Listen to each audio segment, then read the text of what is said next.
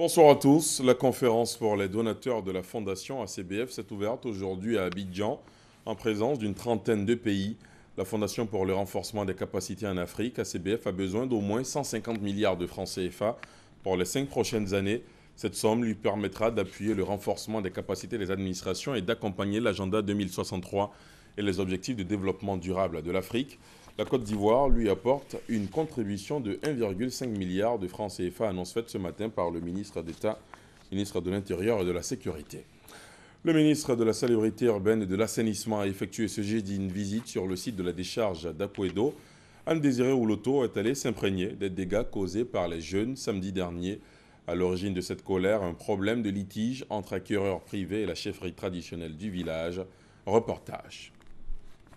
Voici le terrain à litige situé sur le site Mbadon Akoba, qui a mis le feu aux poudres samedi à la décharge d'Akouedo. Non contents de voir des acquéreurs privés y effectuer des travaux, les jeunes d'Akouedo village s'en sont pris violemment aux installations.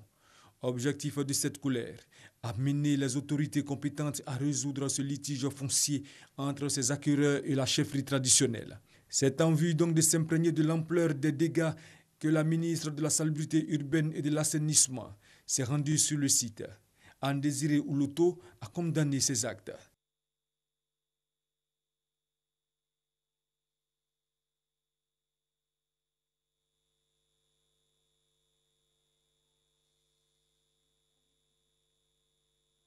Voilà des problèmes techniques, un sujet que vous pourrez retrouver évidemment dans le 20h. Ce soir également, la rédaction vous propose un dossier sur le foncier urbain dans le district d'Abidjan, objet de toutes les spéculations.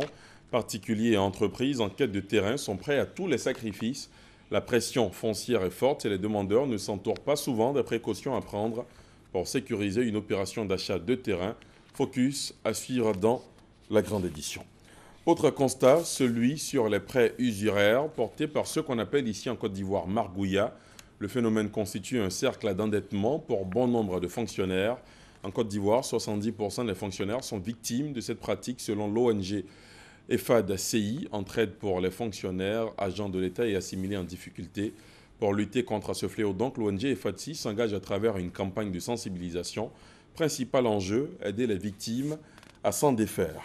En religion, la nuit du destin au Laylatul Qadr sera officiellement célébrée dans la nuit de demain à samedi. Selon les enseignements musulmans, cette nuit de prière vaut en termes de mérite auprès du Seigneur 83 années et 4 mois d'adoration. Une soirée au cours de laquelle les musulmans multiplient prières, invocations, offrandes et recueillements. Comment passer une bonne nuit de destin? Dans le 20h, à suivre le commentaire de l'imam adjoint de la grande mosquée de Treichville, Aboubacar Konaté. À l'étranger, le Burundi, où les enquêteurs de l'ONU ont comptabilisé au total 348 cas d'exécution extrajudiciaire en un an, entre avril 2015 et avril 2016, visant des membres de l'opposition et de la société civile opposés au troisième mandat du président, réélu en juillet dernier à l'issue d'un scrutin controversé. Les autorités turques ont identifié ce jeudi les 3 kamikazes qui ont perpétré le triple attentat de mardi soir à l'aéroport d'Istanbul, qui a fait 43 morts, dont 19 étrangers. Ces terroristes seraient, d'après le gouvernement, de nationalité russe, ouzbek et kirghize. L'attentat n'a toujours pas été revendiqué, mais la responsabilité du groupe État islamique a été mise en cause et la police turque a arrêté 13 personnes. Et puis l'ex-maire de Londres, Boris Johnson, chef de file du camp de la sortie de l'Union européenne, a annoncé aujourd'hui à la surprise générale qu'il renonçait à briguer la succession du Premier ministre conservateur anglais David Cameron.